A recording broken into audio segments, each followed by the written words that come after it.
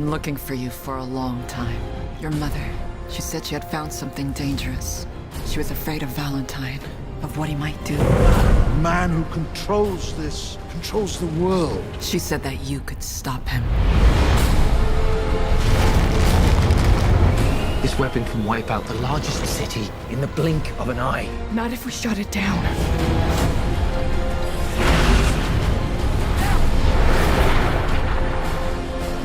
Nothing can stand in the face of this. We have to stop London before it destroys us. You sure you want to do this? Once we go in, there's no going back. I have to.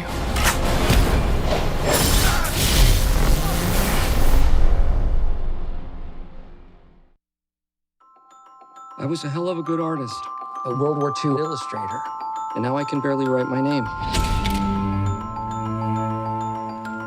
I heard what happened to you. 5 of them jumped him. It's a miracle he survived. You taking your meds? I got beaten within an inch of my life for no reason. One foot in front of the other. You got it, Mark. Embrace the pain. But I've created a world where I can heal. What is all of this? Welcome to Marwen. It's my art installation. You're an artist? That's a complicated story. Well, tell me. You really want to know? Yes. They kicked every memory I ever had out of my head. Everything from before the attack's gone. So my dolls have to tell a story.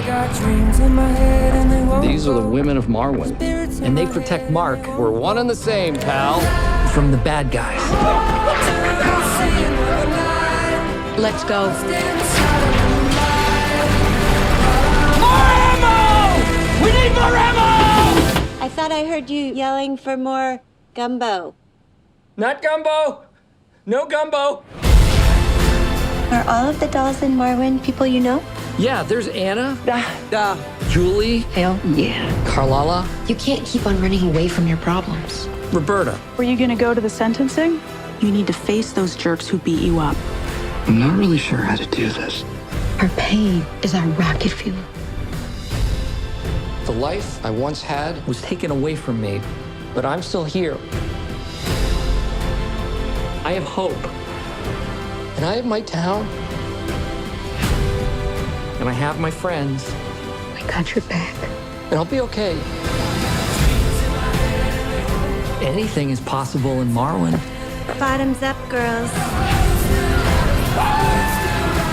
People need to see how special Marwen really is. To life, to love, to the women of Marwen.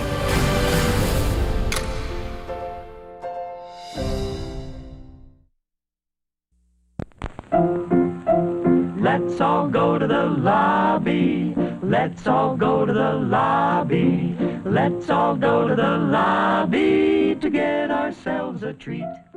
Today on Up at Noon, we legally can't talk about Spider-Man until next week, so let's talk about pizza. One game is daring to go head-to-head with Red Dead 2. Will it stand a chance or get gunned down by cowboys? And Batman the Animated Series is coming to Blu-ray soon, but there's one small Funko problem. All that and more, this is Up at Noon.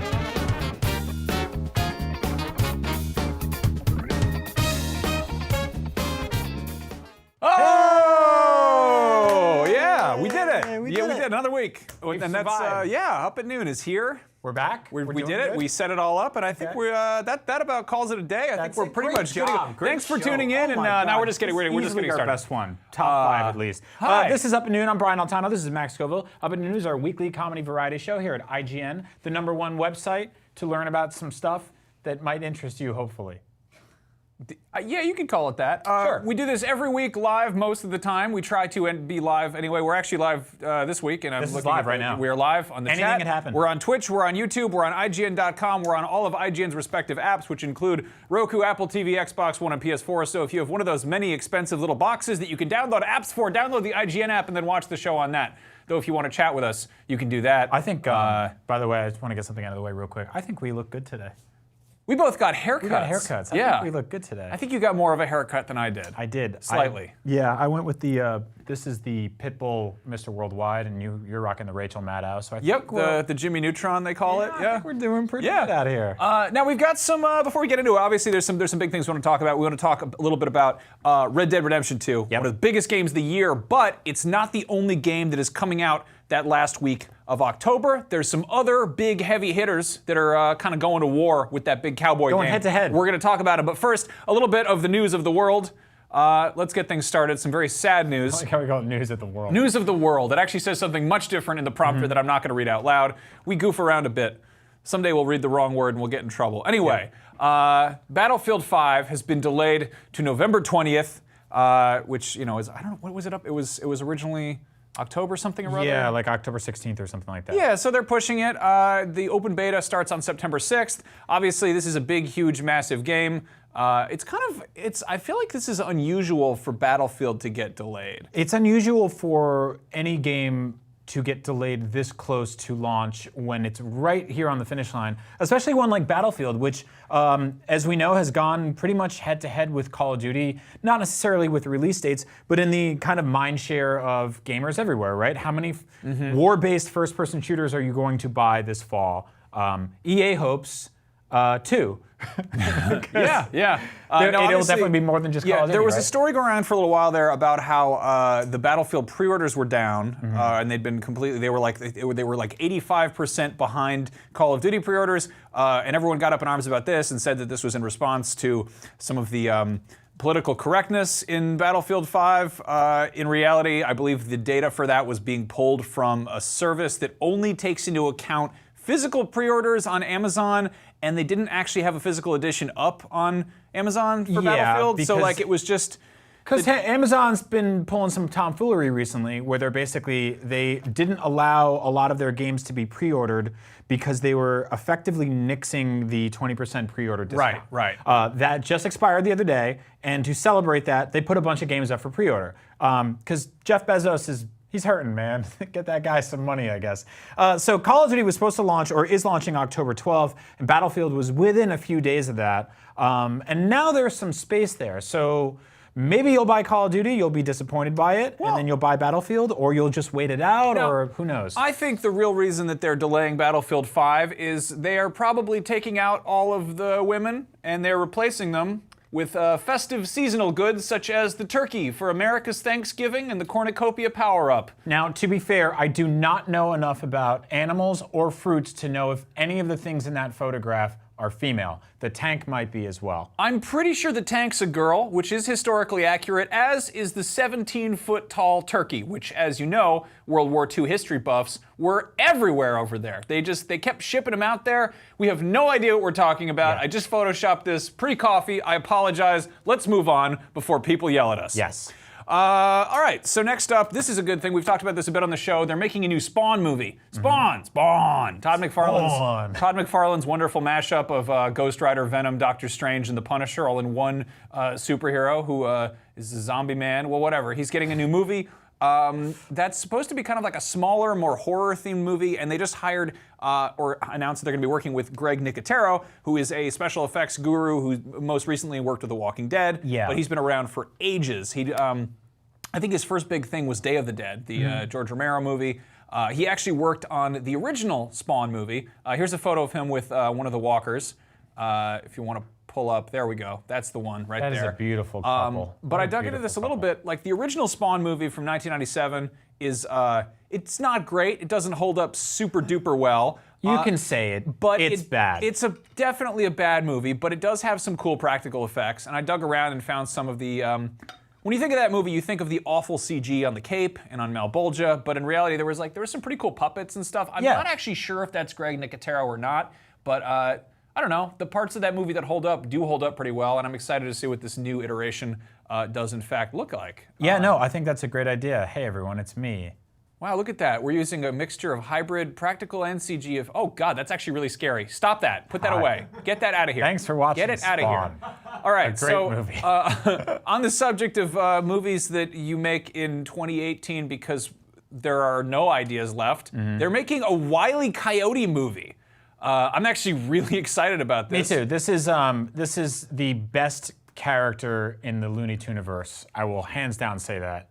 Wily Coyote is fantastic. He's a wreck, and if you're not familiar with his work, he's bad at it. And his entire mode of operation is to kill that awful desert chicken that he lives in perpetuity in hell with. Now, here's what's interesting is this movie, I believe the working title is Coyote or Wily Coyote versus Acme. It's not Wily Coyote versus Roadrunner. Oh, so is he finally suing the company that's been sending him faulty products? I think this is going to be sort of like an Aaron Brockovich type movie where the Coyote's like, hey man, this is a bad situation. I think Acme products are unsafe, and I think we need to go to court with this conglomerate. Do you think that Acme started Amazon Prime Now? Because technically, he would order packages and they would get there within like a half an hour all the time. Yeah, I can kind of see that. Everyone's always like, hey, Star Trek invented iPads. Well, Looney Tunes invented Amazon Prime Now. It's also the same kind of deal where like there's a bunch of upvotes and good reviews on stuff, and you buy a catapult from Amazon and it just explodes on you. Yeah, I'm excited to see this. Doesn't work out. I think one of the some of the folks working on this, I believe one of them is from the Lego Movie, which bodes well for like a modern animated movie. I just hope that they kind of dig into sort of the. While we're here, I want to see how many Acme products we can buy on Amazon. Gunpowder? So you can buy gunpowder. I don't think that's a good thing to be Googling on Amazon. You can buy birdseed. All right. You can buy. Let's see if you can buy a catapult. Don't please. Everyone knows that. You can buy a tabletop catapult, which is not enough. Trebuchet is a superior siege weapon. Okay. Either way, none of them work. So yeah, you can buy a lot of Acme products. Sure miss my good friend Brian.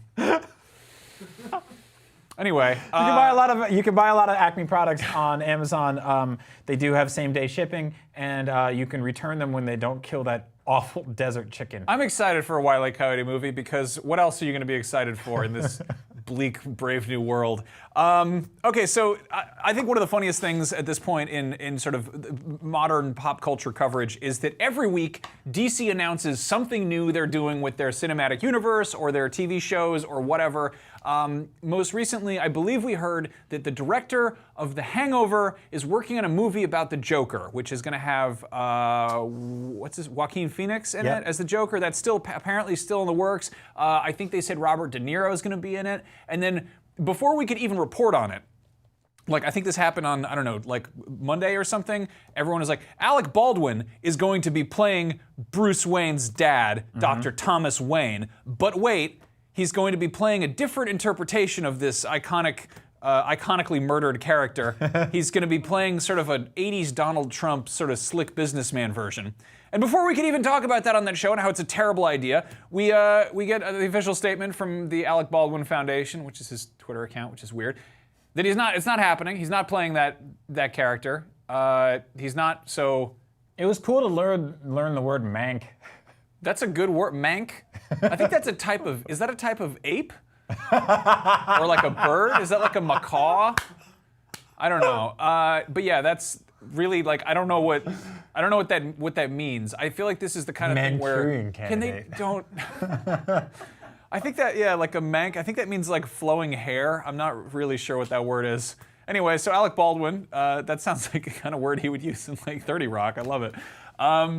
Yeah, so I don't know. I feel like they need to put this movie under like tighter wraps until they have any idea what they're doing with it. So weirdly enough, that was fake news. Yeah. Hey, so I have a really cool idea for a Batman movie. Okay. It's a movie about Batman. What? Yeah, I know. It's kind of out there in 2018, but for the love of God, can we just make a movie where Batman shows up and he's Batman and he fights a bunch of crooks and he solves a mystery hold on. and maybe one of the crooks has a costume, he beats him up. Good idea, the whole movie. There's a better way to tell that story, and we'll tell it over the course of 5 seasons on Fox, and Batman will be 10, and he won't be Batman. And Poison Ivy will be a schoolgirl, and the Penguin will be a guy in high school.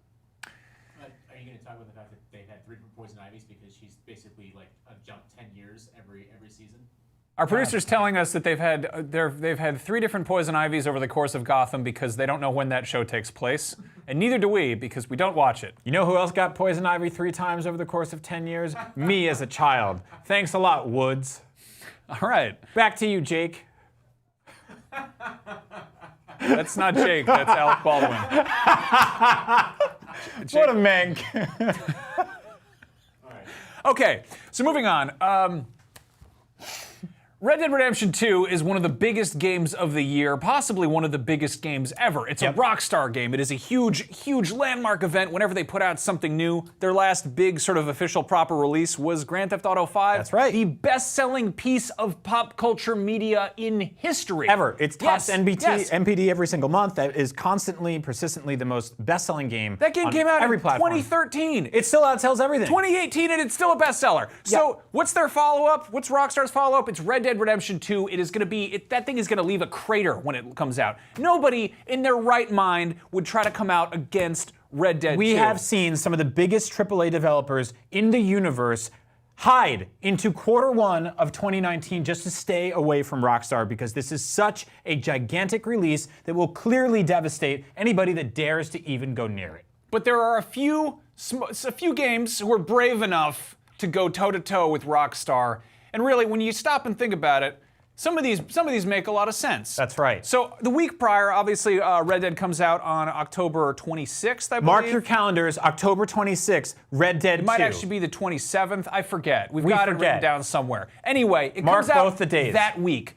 A couple days before, on October 23rd, there's one major brand that's been around possibly since the days of the Cowboys, and they are entering the gaming scene, and that brand is Crayola. Yeah. Yeah. So Crayola, we're not joking. Nope. Crayola, the makers of crayons and markers and other sort of, school supplies, they're entering the video game ring with Crayola Scoot, which is a game about not just Crayola paint products, but also razor scooters. That's right. This is 3 days before Red Dead Redemption. It's clearly going to inhale the entire market. The North American and global markets for video games will be changed forever thanks to this. Now, I have to give a quick shout out. This footage, we lifted it from Game Informer's YouTube channel because Crayola doesn't actually have a YouTube channel. Yep. We don't know where to get, there's no official footage for this game out there. It's coming out 3 days before Red Dead Redemption 2, so obviously it must know something that we don't know. Yeah, and shout out to Game Informer, good people over there. They're doing the hard work, which is covering the Crayola Scoot. Yes. So Crayola Scoot to the local game store to pre-order Crayola. Now here's a fun fact about Crayola. Crayola makes glue, and glue is made of horses, and Red Dead's full of horses, so I think we know who's gonna win this war this October. Well, back to you, Jake. Yeah, there's a guy here named Jake. He doesn't work on this side. Stop cutting to Alec Baldwin. Anyway, I'm glad I didn't have anything else up on my browser. That would have been very bad. Another game that's coming out on October 23rd is Just Dance 2019. That's right, the #1 year to Just Dance.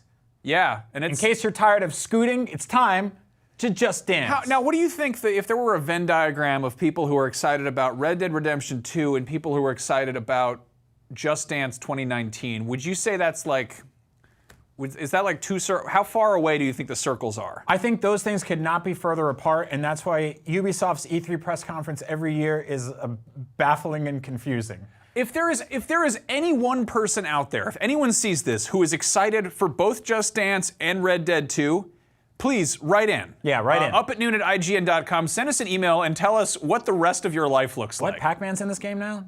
Oh, that's crazy. That's one strange. day to beat. When you beat Red Dead, you take Pac-Man with you. Bring some legendary video game heroes. So this is it. This is what one day before Red Dead, 2 days before Red Dead. So yeah, I don't. Watch out. Watch out, Rockstar. Just Dance. Just shaking your boots, Rockstar, because they're coming for you. On October 25th, the day before Red Dead comes out, there's a game coming out for PlayStation 4. It is called Disaster Report 4: Summer Memories. I love great summer memories as much as I love disasters. Now, if you're unfamiliar, this is actually I haven't ever played one of these games, but they've always kind of attracted my attention. They are sort of not post-apocalyptic, they're post-disaster survival games. They're, I think, really popular in Japan because they've made apparently 4 of them. This one, I believe, is a reboot of a canceled PS3 game, and it's coming out the day before Red Dead Redemption 2. Anyway, it's a Japanese game. Basically, you play as, I think, a girl who's on summer vacation, but there's like an earthquake or something. We've all been there. It sounds like we're making it up. It sounds like you have a gun to the head and we're just like, no, see, there it is. She's got a little silver backpack, and everything's wrecked. Everything's a real mess. Yeah, and if you like disaster reports, wait until you see the disaster report that Rockstar is going to get for going head-to-head with this game. They're going to get trounced. Look at those graphics on Take the tree. that, Red Dead. Yeah, move over. Does Red Dead have a pink or a silver backpack in it? I don't think They so. might. They didn't even have silver wait back till they then. start They only put it shipping on their shoes. Cosmetic DLC items. Okay, now finally on October 26th, the day itself, Red Dead Redemption 2. There are 2 games coming out that day. Midnight launch. One of them is Red Dead, obviously. We've mentioned that several times in this segment. The other is My Hero's One Justice. My Hero One's Justice, sorry. My Hero Academia's first kind of big proper game is coming out the same day. This is, it's Bandai Namco is putting this out. Honestly, a lot of people are really excited about this. This actually just topped the sales charts in Japan. It came out, I think, earlier this week over there. And yeah. I think that's a precursor. I think it's going to set the record of what's going to happen all over the world. Red Dead, back off. Yeah. This is the day. So Move I think over, cowboys. Here comes anime. I think a lot of you are excited for Red Dead, but I think Rockstar needs to make the right decision here and delay the game until at least Q3 2020, because it's just not going to stand a chance against this game. I'm going to go ahead and say that, My Hero One's Justice, which I'm still having trouble saying the title of it, I think it's going to do okay, but it's probably not going to do as well as Red Dead Redemption 2. Right. Yeah. But really, no. I mean, I wanted to talk for a second. Obviously, Red Dead is huge. It's massive. It's gonna sell millions and billions of units. But I don't know. There's also room for other games. You know? There's plenty. You can play all sorts. You can play games about Crayola crayons on the scooter. You can dance. You can do anime. You can enjoy the disaster and the summertime. But, it's also good to enjoy the cowboys, which is probably why we'll be playing Red Dead Redemption 2. Yeah, I don't think I'm going to play any of those other games at all. I don't know, Crayola Scoot looks like a pretty good time. That might be really fun. Those wacky crayons and the Razor scooters have finally teamed up, I guess. All right, so yeah, there we go. Beautiful. That's the main title for this video was Red Dead's toughest competition. That's the joke. Yeah, it doesn't really have any. It's kind of get Alec Baldwin's face off my face, you mank. Baldwin, take it away. Back to you, Jake. Okay, Spider-Man's coming out soon. We can't talk about it yet because of embargoes. It's not out yet. We will have a review up done by IGN's Jonathan Dornbush next Tuesday. Dornbush. And so I guess what I wanted to say is that if you like Spider-Man, look forward to that. And in the meantime, New York City, where Spider-Man takes place, great place for pizza. Truly, yeah. One of the best in the world, if not the best. I would argue it's my favorite because it has a diverse array of pizzas, such as the margarita and also the big floppy New York style. You can also get a grandma style pie, which is flat and square. I really enjoy it. I'm not wild about those myself. What? They're When I'm in great. New York City, I like to get the greasiest and cheapest, just a big old slice that doesn't fit on the paper plate. So I'll say this, a lot of people ask me all the time, what's the best pizza place in New York City? I say John's on Bleecker Street. Don't go to the John's in Times Square, it's tourist garbage. Go to John's on Bleecker Street. It's the greatest. It's not like a big slice place, but it's really good. What's a good big slice place? You always forget those, right? Because it's 2 a.m. and you're drunk. Well, so with those, I like to basically I'll pull up Yelp and just find the best one depending on the area I'm in Midtown. Yeah. And I used to have a couple in Murray Hill that I was really into. People really like Two Brothers because you can get an entire pie there for like $2 and they throw in like a giant jug of soda or something. Yeah. I'm not really crazy about it. Two Brothers, I think it's kind of yeasty. So anyway, we can't talk about Spider-Man yet. Yeah. The pizza's great. Sorry. They have lots of it in New York City. And back to you, Jake. Stop saying that. Stop saying there's no one here. I told you there's like one. Stop cutting. It doesn't. Anyway. All right, so moving on. Obviously, it's been a little while since San Diego Comic-Con, and that's a big fun event where you can get all sorts of exclusive toys. And one thing that's a bummer is if you don't get to Comic-Con, you theoretically don't get the toys unless you go on eBay and pay horribly marked up scalper prices for people who did wait in line to get the toys. We're seeing kind of a shift kind of nowadays where people or companies are putting aside a certain amount of the limited run and selling those online for people who can't go to San Diego to get heat stroke and stand around in a big cloud of BO. Heat stroke is an exclusive DC action. One of the best sort of collectibles they had at Comic-Con this year was NECA put out a bunch of Ninja Turtles based on the original 1990 live-action movie, and they're amazing. They're phenomenal toys, and they put them in this big, huge box that looked like a VHS cover. Brian, you managed to track down a copy of that. I did, yeah. They had that for sale, I think, on the NECA site, but it sold out like in a heartbeat. And I think a lot of people were really bummed out they couldn't buy these, or maybe buying all 4 turtles was too much. There was effectively, in the weeks leading up to SCCC, 2 very small windows where you could get a chance to get one of these. They sold out immediately on Thursday. On Friday, it was a little easier. I luckily got in there and grabbed them. Then they were available on the show floor through a ticketing system. Yep. Now you'll be headache. able, it's a pain in the ass, but now you'll be able to buy them at least individually, through the GameStop website. Yeah, they partner with them here in America. So they're $22.99 each. Here's the thing, they don't really come with a bunch of the accessories that come in the box set. And you're missing out on that awesome VHS style packaging. So they don't come with the TCRI ooze canister that made Toka and Razor. They don't come with the pizza slices, which sucks because pizza's great, as aforementioned in this show. But you can still get the toys, and I think they're some of the most gorgeous turtle toys They're ever wonderful. made. And if you just want like your favorite turtle put on your desk or whatever, those, I think they're shipping in February of next year. But yeah, head over to GameStop and pre-order those online. Also up that you can get online, I think these are actually in stock right now. A bunch of the Star Wars exclusives are on HasbroToyShop.com. The Dr. Aphra, if you're reading the comics, she's kind of a fan favorite right now. Her and her evil droids are actually available in 4-inch scale. They're awesome. Those are, I think it's like $50 or something, or I forget how much it is, but they're in stock, which is cool. We have an image right here. There it is. That's the one. Yeah. And then Hasbro was actually good enough to send over some of the Transformers figures that they had at Comic-Con, and we were like, they emailed us about this, and they were like, hey, we've got some Comic-Con exclusives. You want to talk about them on the show? And we were like, it's like September, dude. Why would we talk about that right now? But it's apparently because they are selling these over on Hasbro Toy Shop. So this is the Retro Rock Garage Bumblebee. It's not the bug version. It's not the retro one that he could be, but he is a Camaro. He's the old-timey Camaro. Packaging is awesome. Yeah, by the way. and this is cool. It opens up and it comes with a few of the little sort of cassette bots. I forget which ones these are. Does it say on the box? It comes with. I love this. It's got like a track list instead of telling me the names. Don't take it out. Why? Because he's in there. You're supposed to play with the toys. You gotta open up the toys to play with them. Not Comic-Con exclusives, my friend. No, they're too nice. So frustrating. That is one thing about like Comic-Con exclusives. Some of them, they're very easy to get out of the box, and they're like, you might want to play with these. Other times, it's kind of the box that makes it the collectible. So this is up on the Hasbro Toy Shop. It's $60. And then they might restock this. I'm not sure. They sent this over too. This is the Optimus Primal, Power of the Primes, Throne of the Primes. And it's the version of the Optimus Prime, and this is obviously a generational thing. I think it's actually from the Transformers Generations line. Some people like it when Optimus Prime is a large primate.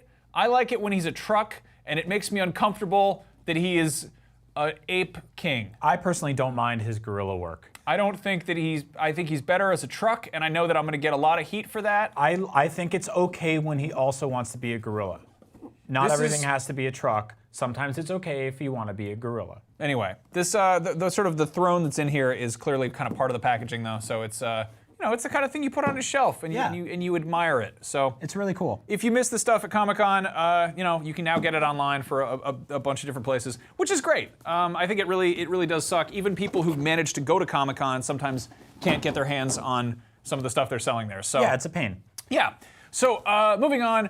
One of the best things that got announced recently is the fact that they have remastered all of the original Batman the Animated Series and put it on Blu-rays. This is phenomenal. This is great news. This is one of the best cartoon shows ever made. Yeah, I will say that this is probably the most influential cartoon that I had in my entire life. Hands down. And this is the kind of show where I watched every single episode of the show as it aired. And one time I was babysitting my little brother, and there was an episode on that I'd never seen before, and he threw up.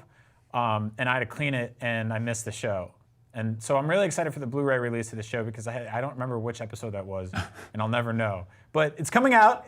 It's going to be out October 26th for $112.99, which sounds like a lot of money, but also this is every season of the show ever. Right, as well as the movies. Yeah. And there's, I think 11 of the episodes have commentary on them from a bunch of the voice actors and the creators. There's also a 90-minute documentary about the making of, and again, it's all beautifully remastered for like Blu-ray, so it looks so clean and so spotless. And they announced this week that the physical version also comes with a code for the digital version, which is really cool, because maybe I'll go half-seas with somebody who wants the box set and wants the discs, and I just want the episodes.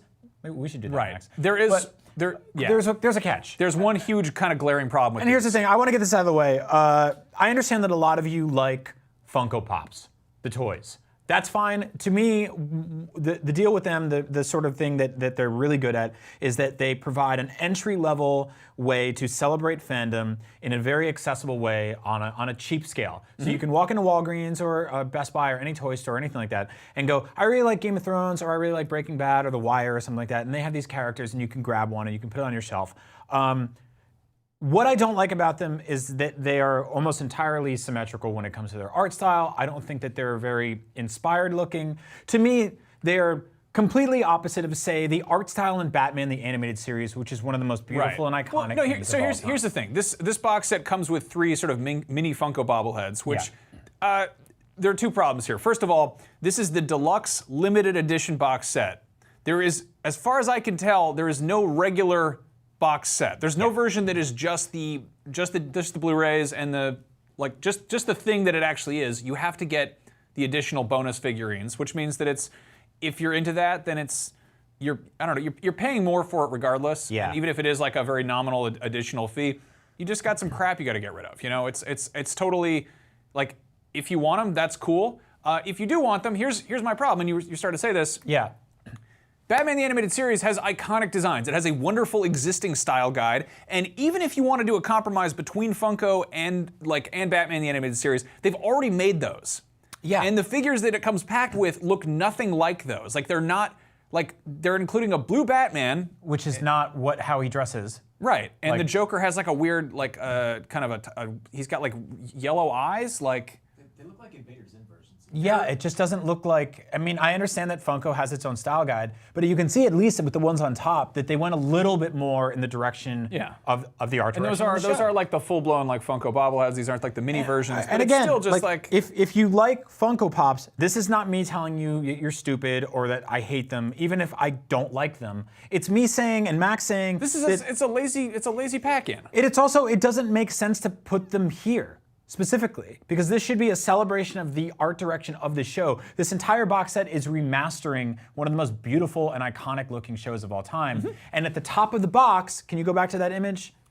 This one. At the top of the box, you have these 3 dead-eyed goblins peering out like they're at the top of a building. Yeah, that is hands down my biggest problem with Funko stuff, is that there are instances where they're making figurines based on an iconic character or something that has like a very well-established style guide. Again, this is a series that is, I think, 21 years old at this point. People know what these characters look like. This sort of aesthetic is firmly ingrained in, you know, the collective unconscious. People love Batman the Animated Series. Bruce Timm's designs are phenomenal. And then it's weird for Funko to be like, yeah, but what if it had like little beady eyes? Yeah, no, it's like if you went to a steakhouse and they gave you some Pez dispensers. And I don't know if they had like leftovers of these lying around, but it would have been really cool if we just got like, I don't know, a PVC statue of regular Batman. Sure, hey, yeah. Look, what's this? Oh, it's the Joker from Batman the Animated Series. He looks pretty cool, kind of like he did on the show, right? Yeah. I don't know, just something like that. Exactly. Anyway, there's also like an entire action figure set. They're all, what, 6-inch scale? Yeah. And they're gorgeous. There's no shortage of really good Batman the Animated Series collectibles that would have been great as pack-ins for this, but for whatever reason, whatever paperwork was already in play, we got Funko Pops not even from that existing style guide. So there it is. Get that. Be gone. And this concludes the segment of the show where 2 adult men get very upset about toys, and yes, we know there are bigger problems in the world. Yes, it's true. right. Speaking of problems in the world, I grew up with a lot of problems because of a book series. Now, I don't want to alarm anyone. If you're sort of faint of heart, or if you're easily frightened, you might want to look away, because what we're about to show you is deeply upsetting. Scary stories to tell in the dark. The classic Alvin Schwartz collections of folklore and spookery, brought to you in part by illustrator Stephen Gamble. Really, everyone gives Alvin Schwartz credit for these, and he assembled them, but it's the illustrations that gave us all nightmares. Yeah, exactly. Let's be real about it's that girl with the spider growing out of her face. It's horrible. Oh my God. So upsetting. So great news. Jesus. Kind of, sort of. They're making a movie, and it's going to be Guillermo del Toro producing. All right, which is great. Up. It sounds awesome, right? We're off to a good start. And then it's Andre Overdahl who's directing, who did Troll Hunter, which is a cool kind of horror mockumentary, as well as The Autopsy of Jane Doe, which is a very, very creepy movie, which I had a good time with. And this sounds perfect, right? And now here's some more good news. They're aiming for actual horror. They're shooting for like they want it to be scary. They're not making a Goosebumps movie, but obviously these are you know, these are reading level 4.5. That's for like, you know, 10-year-olds. It is kind of a young adult property. Yes. So they're looking at a hard PG-13, possibly R rating. Now here's the kind of the catch. They're not making a movie. They're not making a scary stories movie. They're not making a series of scary stories into a movie. They're making a movie that somehow weaves in scary stories into like one cohesive. Basically, it's not going to be a bunch of individual stories, which is what all of these are. They're making one whole movie. It's going to be one story. Even though this says stories. How do you mess that up? That's what it says. It says stories. I don't get it. Like, Plural. make a modern creep show. There's a bunch of stories in here. Vignette horror is so good. Why can't we have that? But yeah, the synopsis that we've got so far is kind of vague. It is a group of horrific deaths have impacted a small town, and it's up to a group of teens to solve them. What? And So it's yeah, it's Scooby-Doo? kind of. And now I mean, this could be great. We haven't seen anything.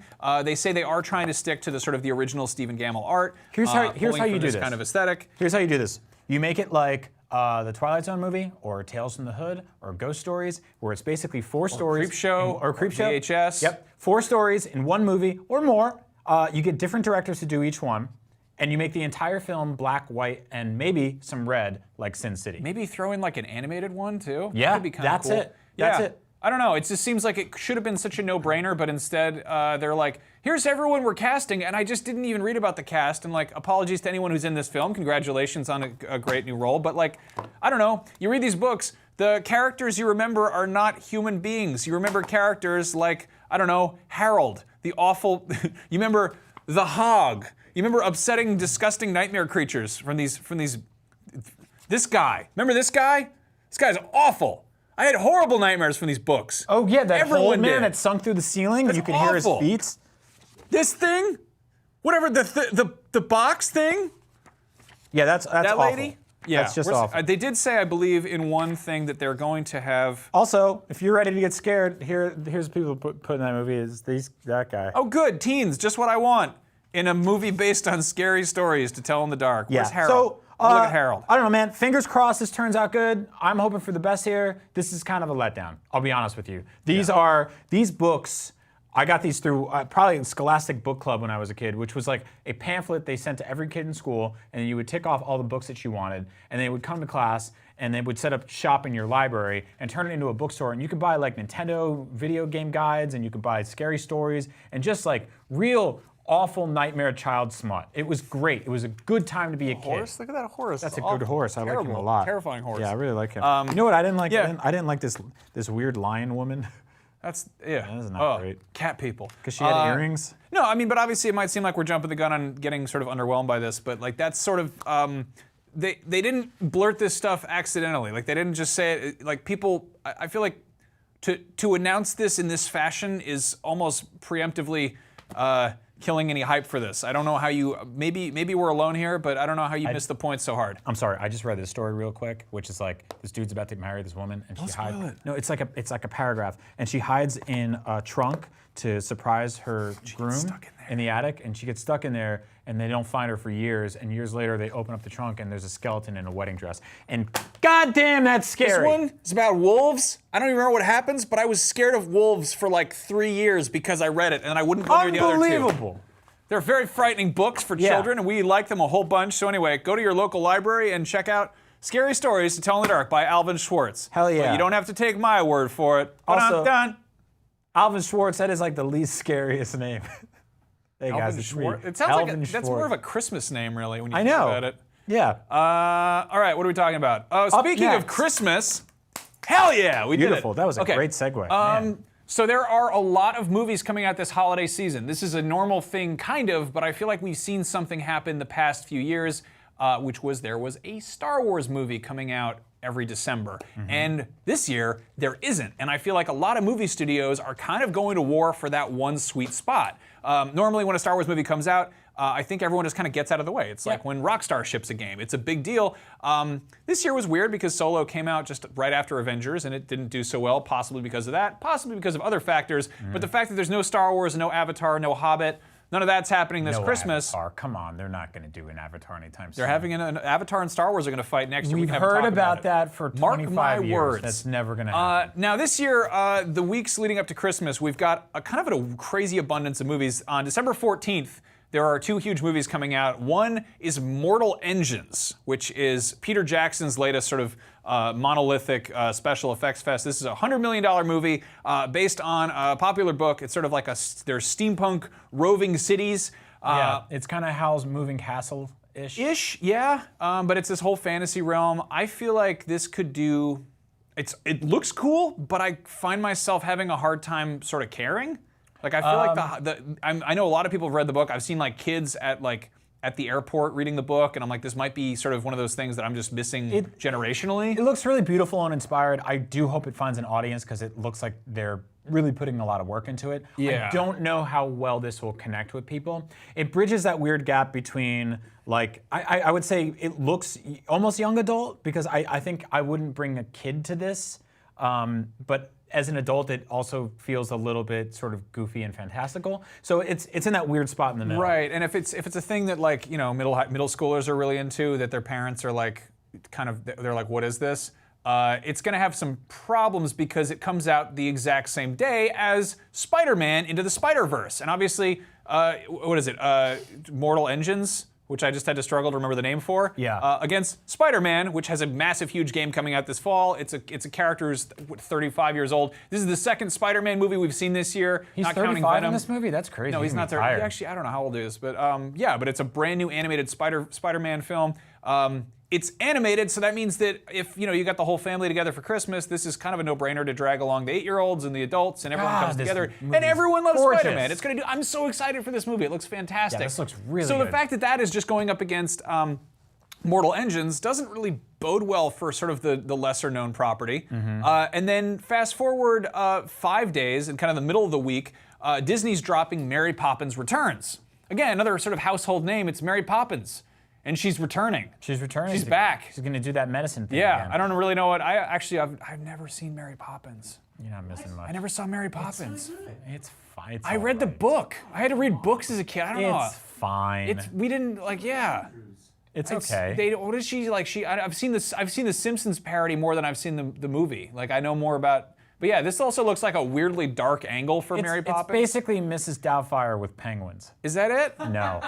Okay. Not well, at I don't all. know. Not in anyway, the so yeah, this is obviously like a very. This has got. Oh, the dude from Hamilton's in it. Well, yeah, he plays the chimney sweep, which is Yeah. kind of cool. They also, how did that Christopher Robin movie do? I think it did okay money-wise, but review-wise, it didn't do so well. 'Cause Okay. I think a lot of people were like, it's too dark, which is like, it kind of looks like what they're going with here. Yeah, which is sort of an odd place for Disney stuff to be. Like when I think Mary Poppins, I'm like, this sounds like a nice, cheerful time. And You then, can't look dead in the camera in a grim world like that and say a spoonful of sugar makes the medicine. Yeah. Well, speaking of grim worlds, it's really December 21st, 4 days before Christmas, that's really this is when everything comes together. Yeah. The most expensive movie on this list is Alita Battle Angel, which is sort of the closest thing to an Avatar movie we have this year. Do you know that like the day after Christmas is like one of the biggest movie days of the year? Yeah. Which is crazy because I've literally never seen a movie on that day. I saw Rocky Balboa because it was Boxing Day, get it? Yeah. Anyway, Alita Battle Angel is the adaptation of Battle Angel Alita, which is a sort of cult classic anime anime/manga that James Cameron read 1,000,000 years ago. It's all right. I like it. It's got some cool visuals in it, but as far as like kind of groundbreaking Japanese storytelling goes, it doesn't even really have a huge following over there. Like it's kind of one of those things that was one of the first properties that got snatched up and localized, and because of that had sort of a cult following stateside. The movie looks impressive, but I'm also like, I like the source material, and I'm lukewarm on this. Yeah. Selling this to everyone, also it's Robert Rodriguez directing, and it's got women with knives for hands. And that sounds like a support group. I feel like this is, I don't know if it's going PG-13 or R, but again, it's Christmas. It's gonna be family time.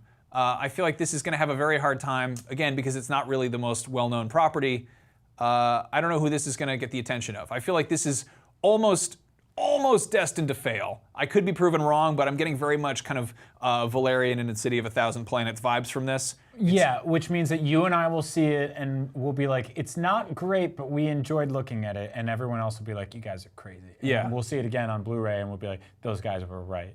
And then it's coming out the same day as Aquaman. Oh. Yeah, so right there, it's got some competition. Which could weirdly go either way, both review-wise and connecting with audience-wise. I will say that coming out of Comic-Con and seeing the trailer for it, I was like, bravo, you guys made something that's fun and gorgeous and vibrant. The fact that so much of this movie takes place underwater and has a distinct visual identity and doesn't just look like wet leather like a lot of the other DC movies. Yeah, there's some early buzz about this. I think they did some test screenings, and it sounds like it's very much sort of good, not great. Okay.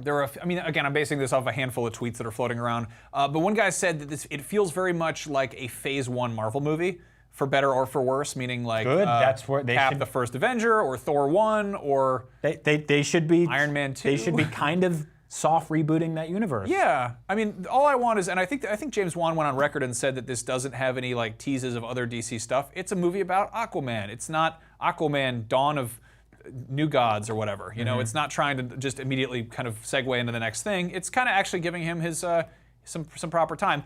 But again, unlike something like Spider-Man or Batman or Superman, Aquaman is not really the most well-known character. Like, he's not, people know that he talks to fish, you know, he goes in the water.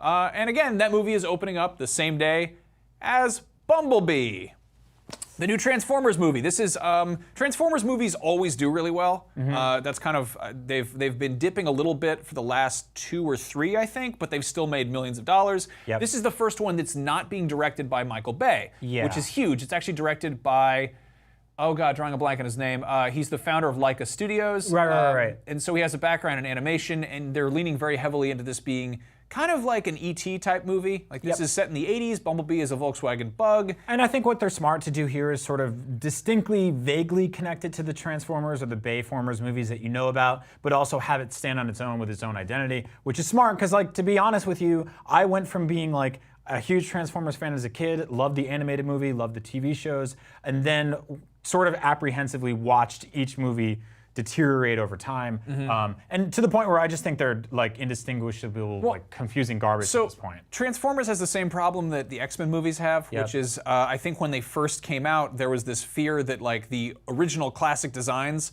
would be too goofy for moviegoers, and that's why they put the X-Men in a bunch of like leather jackets and made them all look like tactical vests, and then over time, people are like, hey, superheroes are cool. And that's why you have the Avengers jumping around in colorful outfits, and the X-Men are still like, they wear a lot of, you know, dark stuff. Transformers, when they came up, they're like, if you make like a giant colorful truck man, it's gonna look dumb as hell. So put flame decals on it and make every single part moving. This is clearly drawing from the original 80s designs. That is a Generation 1 Bumblebee. We got Starscream in there. If Optimus Prime shows up in this and he is a flat-fronted Mack truck with no flame decals, I will lose my mind. I will be so excited. And I mean, it looks like Bumblebee. He's got his little ears. Yeah. It looks like a little bunny. Yeah, they're kind of nailing it, so that looks like a good time. But that's the same day as Aquaman. That is the same day as Alita Battle Angel, the same day as Aquaman, and it's the same day as Robert Zemeckis' new movie, Welcome to Marwen, which is kind of like this is a weird movie. This is about Steve Carell with PTSD making a giant World War II diorama in his backyard using dolls, which then start to come to life in his imagination. Yes. So it's sort of like an adult Toy Story. It has Janelle Monáe as an amputee. It's basically an action figure movie, which like I'm kind of perked up about a little bit. But it also looks like a total tearjerker. Yeah, or like a a movie for your parents to watch on an airplane. Good, yeah. So I'll be honest with you. This movie is going to lose that day. Oh, easily. Other movies will lose that day, but this one will definitely, like, this is the kind of movie that I think would have had a chance elsewhere. Like, it's really interesting. It's effectively about Steve Carell trying to get revenge on a bunch of Nazis that beat him up. And he kind of went into hiding and started building sets and toys and building action figures. And this is based on a true story. Not so much the dolls coming to life, but that's kind of, they added that part to it. It's got a very kind of Team America feel to it, so this might veer into accidental comedy. I think it's kind of. I think like for you and me, like as like toy nerds, I think like we should probably have a couple drinks and go see this movie because that sounds cool. I feel like we're gonna be in there with like people's aunts and uncles and they're gonna be crying. This seems like the kind of movie like my stepmom would tell me I have to see. And I'll be like, okay, fine. Okay, so of these movies, which are you gonna see? Like, which is your first one you're gonna go to? On that day? Here's a graphic of what those 2 weeks look like. I made a helpful graphic. I think it's helpful. And Santa Claus is in the theater. He's drinking. What is that elf doing? It's topping off his big old cup of the whisk. That's disgusting. Okay, it's easier for me to tell you. Also, he's had a few, so he's rosy in the cheeks, and he's easier for me to tell you. Facing the wrong way in the theater with a chair. What is that logo? Welcome to Marwen, Bumblebee. I'm gonna skip Mary Poppins. Don't care. Don't get mad at me. I'm going to skip. I probably won't see Mortal Engines in theaters. I don't think I'll see Alita unless someone's screaming at me like I have to. I will definitely see Spider-Man. I will probably see Bumblebee. And if Aquaman is like an excuse to get day drunk with my friends and watch the Seahorse Man battle. We always get so there I am to say I am the father of Christmas. Look, you can finally grow a beard. Hello, boys and girls. It's me, Santa Claus. I am coming. I don't know why I sound like this. And I'll definitely skip Welcome to Marwen. Yeah, Marwen, welcome to Marwen. I'm like maybe if somebody we know gets like Oscar screeners and that gets like nudged into like best sound design or something. Welcome to Marwen, Bumblebee. Yeah. It's a weird year. You know? It's like I feel like there's always a bunch of big stuff that comes out around Christmas, but like I think up until The Force Awakens, like that was not really these are summer movies that are coming out around Christmas, which is unusual. Well, Alita was actually supposed to be that was, I think, supposed to be a summer movie, and it got pushed. Movies have the same sort of quote-unquote problem that video games have right now, which is a bunch of them started to launch sporadically throughout the year, connected really well, made a ton of money, and then people said, oh, we can just do this all year. Ho, ho, ho, it is I. That's Chris awful. Kringle. Terrible. I think it's weird that we're getting what a time. a Transformers movie at Christmas. I think wasn't there like one that came out in November before Thanksgiving? Maybe. I don't know. It's who can know, really? It's odd. It's very odd. So yeah, that's this Christmas's lineup of holiday films, or whatever the holiday you're observing. I call it Christmas because I think this picture of Santa Claus is funny. But let us know what you think is going to be the victor of this big holiday showdown of the movies. Is it going to be the Fish Guy, Truck Boy? Is it going to be the Steve Carell and his dolls, the adult Small Soldiers film? Is it going to be Mary Poppins and her dark return? Is it going to be Lord of the Rings' new truck film? Is it going to be Spider-Man and his friends in the webs? Who knows? Movies, they're great. We like them. Welcome to Marwen, Bumblebee. Back to you, Jake. There's no one. It's a picture of Santa Claus, not Jake. Stop, don't fade that. No one knows. No one knows his name. All right, so it's not real. PAX Prime is happening PAX West. PAX West is happening this weekend. It's a bunch of indie games hanging out, doing stuff. It's a great place to be. We will unfortunately not be there for whatever reason. A bunch of people from IGN will be there. What? We're not going. We're not going to. It's weird. It feels weird to not go. For some reason, we're not going. There's no. We were banned. Yeah, we weren't banned. I don't think. I hope not. Max anyway. tried to kiss Christopher Pax, the creator of PAX. There's somebody out there named Christopher Pax, but it's not true. I did not try to kiss anyone named Christopher Pax. All right, just gonna put that out there. I did not get banned from a convention for trying to kiss anyone. All right, so there is a game coming out very soon, and by very soon I mean sometime next year, hopefully. Mm-hmm. It is called Damnview, I think. It's Damnview. It looks like the most depressing version of Animal Crossing ever imagined. It's wonderful. It is. We got a trailer for it. The first half of the trailer is the most gorgeous animated cutscene. It looks like a cool music video. It's called Damnview, Built from Nothing. And the synopsis is Damnview Built from Nothing is a game about despair, the hostility of capitalism, and the need for seeking a better future. The city takes on the role of an enormous monster to defeat only with your life and hard work, or maybe also with your fists and dirty money. Take on a variety of occupations, drive a cab, work in a video store or a laundromat, smuggle all sorts of goods, or sell drugs in the alleyways. Though the money you earn, you'll manage your income, build your home from nothing, and try to maintain your lifestyle. However, no matter how hard you work, society may have other plans for you. So like Animal Crossing, basically, but with like a gritty twist, right? And here's what the game actually looks like in action. Great job, Barrett. You cut off right before the gameplay. Show us the gameplay. Show it. Not that. Not the Christmas movie schedule. There it is. There's the gameplay. So it looks kind of like Hotline Miami meets Animal Crossing, but it's bleak as hell. There's fighting. I don't really know how this game plays, but I'm immediately intrigued. As somebody who absolutely adores pixel art and sort of old school throwback games, which are, to be honest, a dime a dozen nowadays, that game is gorgeous. Like the fact that they made all the art in that game just look grimy and gritty. Like usually pixel art nowadays is so neon and poppy and colorful, and they go with that sort of like 56 color palette and stuff. This is dirty as hell. I love it. That looks like a filthy ass city full of aminals, and I love them. Yeah, so sometime out in 2019, we're sending somebody from IGN to check it out at PAX, so hopefully we'll hear more about that. Yep. But Damnview, built from nothing. Yeah. Animal Crossing goes to hell. I like it. Yeah, so on the subject of, nice furniture to put in your home and spruce things up a bit, I never thought we'd be talking about this. IKEA had a press event for gamers. So this was in Australia, I believe. I don't know if this was a furniture convention or just a trade. FernCon. Coming to Australia. GameSpot Australia's Eddie Makuch, I think. I'm not so sure I'm saying that right. Went there and was basically live tweeting this press conference. Here's a photo of what it looks like there. It doesn't seem like there's a whole lot of gaming stuff happening, but so basically... Eddie Makic, he says. Makic. Eddie Makic. Hi, Eddie. Hey, Eddie. Anyway, thanks for covering this. No one else really covered this too much. I would have, by the way, if they had asked me, I would have gone there. Sounds like a good time. Yeah, but I was going to read a handful of IKEA. The tweets. Eddie said, "I'm here at the IKEA gaming chair announcement event, and I'll be posting some thoughts and impressions and quotes here in this thread. Let's go."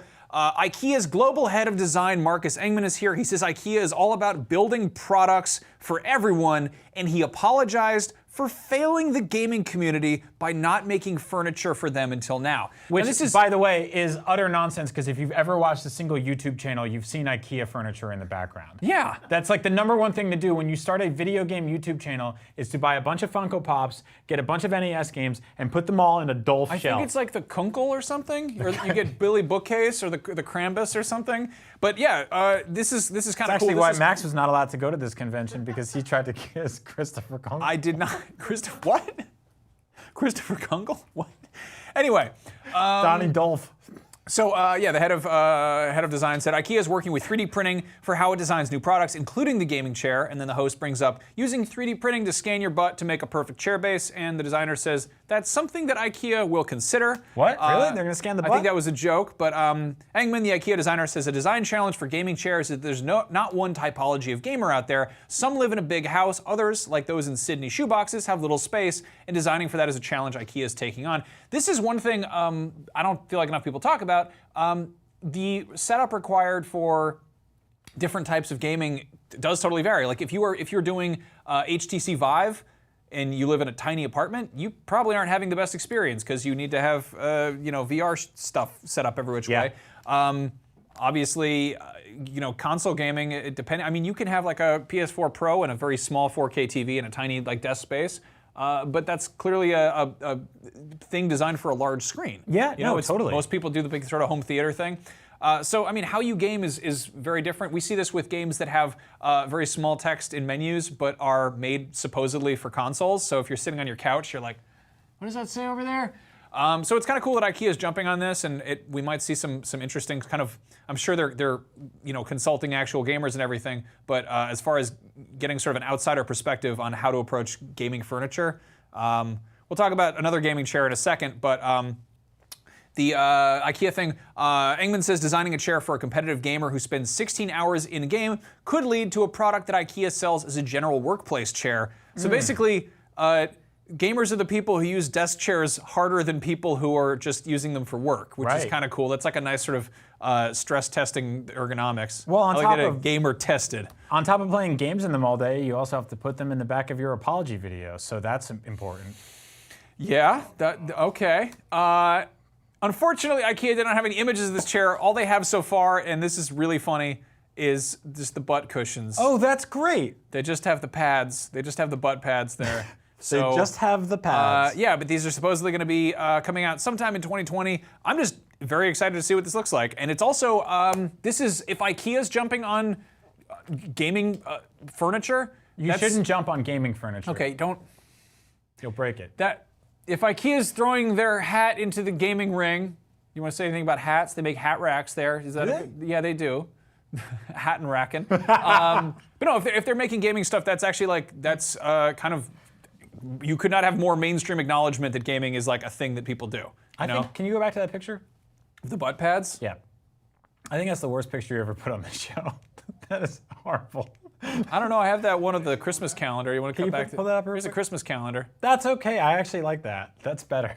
I don't know. I still like the. It's weird. You don't know It's weird that his back's to it in a theater. That's weird. They actually really don't. They frown a lot on what he's doing there. They kick you out of the movie theater. Well, you know what they say. Welcome to Marwen, Bumblebee. No one says that. All right, speaking of gaming chairs, Acer, who you might know for making monitors, is making a gigantic new gaming chair that looks like a TIE fighter cockpit. This is one of the most insane seats I've ever seen. It's called the Predator Thronos. You don't have to roll your R's there, I just did because it's cool. There's no price on this thing yet, but it weighs something like 500 pounds. I like that you showed me a picture of this, and I did not immediately recognize. I thought it was. It looks like a helmet. It looks like Call of Duty DLC armor or something. Yeah, it looks like a VR helmet. Yeah. It does not come with the monitors, which you can buy. It fits 3 27-inch monitors. They're a couple $100 extra. Luckily, they prepared a cool video to show off what it's like in action, complete with. Is that just what? Okay. Oh wow. Wow. And it's all. Oh my God. Yeah. This is crazy. Yeah. This looks like the Star Wars battle pod that you can find in arcades. I'm like, I love the idea of this. I couldn't fit one in my home ever, but I do like that this thing exists because you have that option. What I don't like is that it says Predator all over it. That's weird. That'd be weird if you get like, I don't know, you get swatted and they bust right in there. There he is, the Predator. We've caught him right there. This is not for everybody. No, we talked about like the IKEA is trying to make gaming furniture for every type of lifestyle. This is probably not for every type of lifestyle. This is a 500-pound thing that you need. I don't know if you're gonna sleep in it or what. It's got clearly it reclines. Yeah. I like that it tilts back. That's really cool. It looks cool. I mean, it looks fun as hell. Yeah. I kind of hate how much it just looks like every other piece of PC gaming hardware. Like it's got the LEDs and everything. This is it doesn't include your PC, obviously, which you'll have to provide. I imagine your mouse and keyboard and stuff. This is for very, very serious PC gamer setups, or maybe just rich dudes that want to get a little ridiculous with it. That's a good time. I don't know what that's Thronos. Yeah, I don't. That's weird. I don't like that at all. But yeah, I'm glad that it lights up. That's good. I guess. I don't know if this is one of those things that if we like, I don't know if we'll get one at IGN to talk about. Probably not after we make fun of it for saying Predator on it. Definitely not. We don't have room for that here. Yeah, we wouldn't know where to put it. It's like, and we've got an office. Like it's kind of insane. This is a huge crazy chair made for like 5 people out there. Yeah. So I don't know. I kind of do love that companies still do this, where they're like, we've invented the craziest thing yet. It keeps going. I don't know who will buy it. That almost wraps us up for the week. I wanted to give a quick shout out to our friends over at Nintendo Force magazine. If you missed Nintendo Power, this is the closest you'll get to doing it, or you're getting it in the mail. They will mail this to you. This is a full-on Nintendo Power style magazine, but this month they went Waluigi crazy, which is just insane. There's just Waluigi all over this. It comes with a poster that's just Avert your eyes, children. This is for adults only. They mailed this out. That's a real thing. You can put that on your wall. It's completely insane. I don't know how much Waluigi is in this magazine, but there's a lot of it. I'm gonna bring this home and I'm gonna hang this up in the bedroom and I'm gonna see how long it takes my wife to yell at me. Do you think she'll notice? I'm gonna time it. I don't know. I have this thing where I would put up bad pictures from magazines on the wall and she'd get mad about it but wouldn't do anything. I wonder if she'd support this. Oh, I love it's got the Dire Straits one. If you put it crooked, it'll make you look like a teenager. I've always wanted to be hip. Yeah, so it just has a whole history of Waluigi. It's completely insane. There's just it just keeps going. Hey, they just keep talking about Waluigi. What's that? There we go. Coming up next, IGN Live is playing a video game. Do we know what it is? Stay tuned to find out. Fortnite. Wow, I've heard a few good things about that little game. underdog indie game you might not have heard of. It's called Fortnite. Yep. It's coming up real soon. They're announcing that they're adding a second sound of wind to that game. Just kidding, there's only one, even though they only make $1 million a day. Fortnite, very fun game, very good time. So check that out. We're going to play it right here on IGN Live. Not us. We're going to go eat lunch because we're big, hungry boys. We're hungry. It's time for lunch. Anyway, thank you for watching. We'll be Thank you. back next week with another very silly episode and all sorts of fun stuff to talk about. Legos, possibly. Lego, singular. Singular. Good night. See you soon. Back to you, Jake.